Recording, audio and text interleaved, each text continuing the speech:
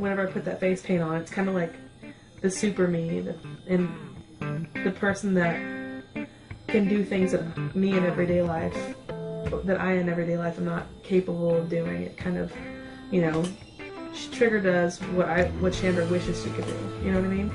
So it's kind of nice to have like a superhero alter ego, you know, to use or blame stuff on or whatever, and it's a lot of fun, and people really react to it very well too. You know, they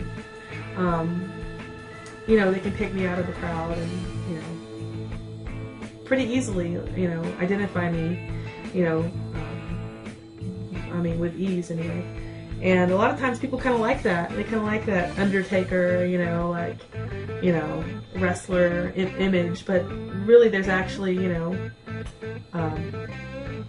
an athlete under the face paint, you know. so I mean, let them, you know, I like to let them, you know, cheer on the persona, but I actually am doing some really cool stuff out there underneath the face paint. We're in charge of scheduling, you know, the parties and events, creating partnerships with like conventions and things like that. Texas Frightmare Weekend. Some of our girls looked fantastic as zombies on roller skates, and I think it was really good for marketing.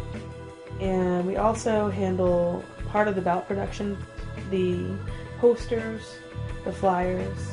I handle putting together the bout programs and getting them to the printer. What else? Like the calendar, we handle the calendar, and getting the sponsorship for the calendar,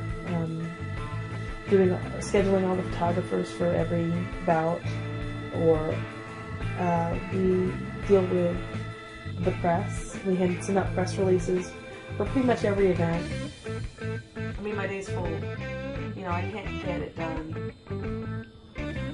Sometimes though, you know, after a really long day of working on marketing, I don't even want to go practice because I keep thinking of all the things that I need to be doing for marketing that haven't been done yet. And then I have to remind myself that, you know, what am I marketing?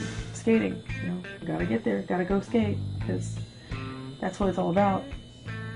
Because without the skating, there'd be no marketing. Without the marketing, there'd be no skating. So.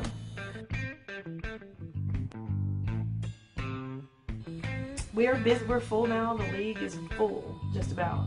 You know, we have 10 spots on our league for skaters, and about 25 fresh meat right now. That's not including these girls that are coming in. I know we used to say roller derby is the fastest growing sport in the United States, but now, I mean, there's absolutely no doubt, because there's over 400 leagues in the country now. It's not just punk girls or rock and roll girls or anything like that anymore. There's girls of all types.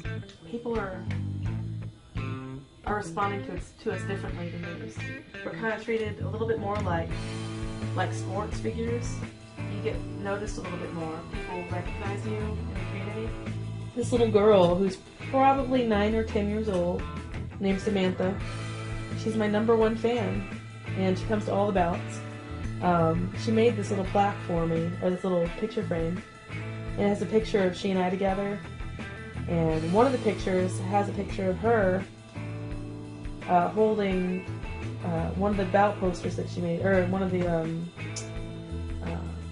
fan posters that she made, and it says, "Trigger Mortis, knock 'em for me, it's my effing B-day." And I was like, wow, that's my kind of, you know, fan or whatever. And so we took some pictures together. There's one where she's like got me in a headlock and wearing my helmet, and it says Trigger's #1 fan, Samantha, and she made this for me. It's a difficult balance between being a marketing head and being on the travel team where you are constantly on the go. But I do this here, and I think sometimes I'm like, man, why am I doing all this? And then I go to practice, and I walk in the door, and I see all these girls skating around, smiling, living their dream, and I'm like, yeah, that is why I'm doing it. knowing that, you know, that we had a part of it, you know. We had a part of history, we are a part of history right now, and this is our time, this is our moment, and we're making the most out of it, you know.